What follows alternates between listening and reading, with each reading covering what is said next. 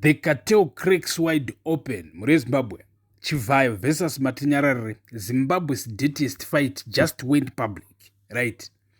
When thieves fall out, the truth walks in. That old proverb has never been more relevant than it is now in Zimbabwe. Because in the past 48 hours, two of the most prominent defenders of the Mnangagwa establishment have gone absolute war with each other. In public, on audio, with names named and millions of dollars of dirty money on the table for the whole world to see. The cartel is cracking. And the Mtapa Times is taking you through every single fracture or inside Africa Network, pa Facebook page. Right? The gym audio that shook Harare, right? The opening shot was fired by Mushe Chivhayo. Say Mushe himself in a 5-minute audio recording made inside the gym. The target, Rutendo Matinyarare, the South African-based propagandist who has spent years aggressively defending the Zimbabwean government on global platforms, running high-profile campaigns to get Western sanctions removed. But now he is still the biggest defender of Zimbabwean constitution against the Cape 3, right? In the recording, Chivhayo called Matinyarare very stupid and a traitor, saying Rutendo Matinyarare says I am the biggest gold dealer in Zimbabwe. Guys, he is very stupid. He thought he would make money saying he has removed sanctions and was now bothering Kudakwashe Tagwirei.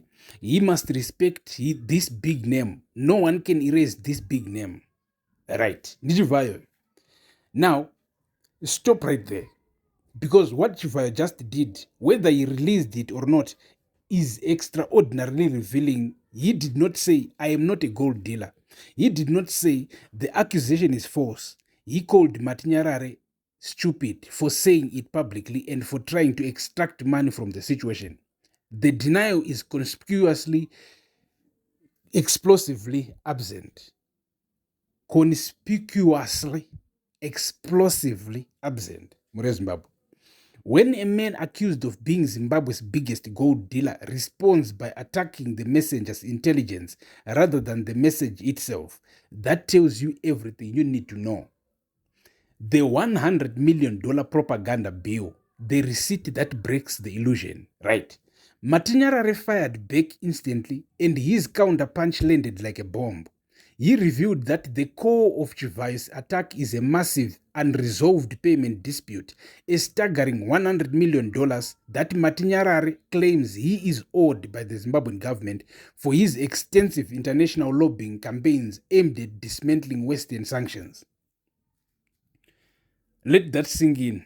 For years, Zimbabwe, Zimbabweans were told that Matinyarare's passionate, globally broadcast defense of their government was patriotism, principled resistance to Western imperialism, the voice of an African man standing up for his country against colonial economic warfare.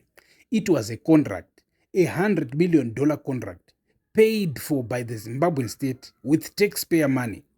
Zim-I captured the contradiction perfectly, noting that Chivhayo seems right on one thing only.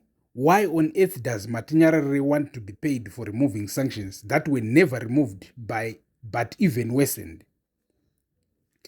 That is the most devastating detail of all. The sanctions campaign, the one Matinyarare is demanding $100 million for, failed. The Western sanctions on Zimbabwe not only remained but intensified. In March 2024, the United States imposed sanctions on Mnangagwa, his wife Auxilia, Vice President Chiwenga, and 11 other Zimbabwean individuals and entities for involvement in human rights abuses, corruption, and minerals smuggling. The propaganda campaign produced zero results, and Matinyarare wants $100 million for it. This is the level of looting happening inside the regime's own propaganda machine. Before a single dollar reaches a Zimbabwean school, hospital, or road, right? Let's talk about the trigger, the Cape 3, why the cartel turned on Matinyarare. Here is the thread that connects this public catfight to the bigger constitutional crisis tearing Zimbabwe apart. The source material confirms the fatal turning point. Matinyarare refused to back Cape 3 without a national referendum. The moment he broke ranks on the third term project, the inner circle turned on him with full force. Chivhayo, A man whose public endorsement of CAB 3 and ED 2030 has been relentless. He has publicly endorsed calls from Mnangagwa to extend his presidency beyond constitutional term limits, a stance that has intensified factional debates within the party. In the cartel's logic, opposing CAB 3 is not a constitutional position, it is treason. And treason gets punished. Matinyarare's sudden pivot toward defending human rights and constitutional compliance is therefore less a moral awakening and more a retaliatory strike by a man who has been financially sidelined after years of service. The regime stopped paying, so the regime stopped getting loyalty. It is the transactional. It is that cold. Right, the gold trail, documented, real, and damning. While Chivhayo's specific denial of gold dealing is absent from his own audio, the documented evidence around the Chivhayo network and gold is not speculative. It is confirmed by South African law enforcement. South Africa's elite hawks arrested Joachim Chivhayo, Wicknell's younger brother, described by Wicknell in his own social media posts as his dear little brother, while he was in possession of 6 bars of unwrought gold valued at 15 million rands at Helderwyk Estate in Johannesburg, attempting to find a buyer. Joachim later skipped bail and fled to Zimbabwe, where he subsequently received a ZANU-PF provincial appointment and faced zero consequences at home. And Wicknell Chivhayo's own financial trail raises questions that have never been satisfactorily answered. Investigations revealed that he spent over $9.3 million luxury cars and gifts within a 12-month period. $100,000 in cash. He gave musicians Japreza nearly $1 million in gifts. He donated 20 luxury vehicles to the army, police, and prisons at Christmas. He sponsored football clubs for millions. Where does this money come from? South Africa's Financial Intelligence Center concluded that Renform received over 1 billion rands from the Zimbabwe Ministry of Finance, and more than 800 million rands was transferred to the business bank accounts of Wicknell Chivhayo. The South African Hawks probe remains active despite Zimbabwe Anti-Corruption Commission closing its local investigation. Zimbabwe, right? The bottom line, the system is eating itself as of right now.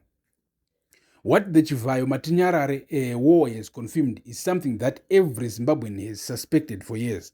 Paid political loyalty collapses the moment the payments stop.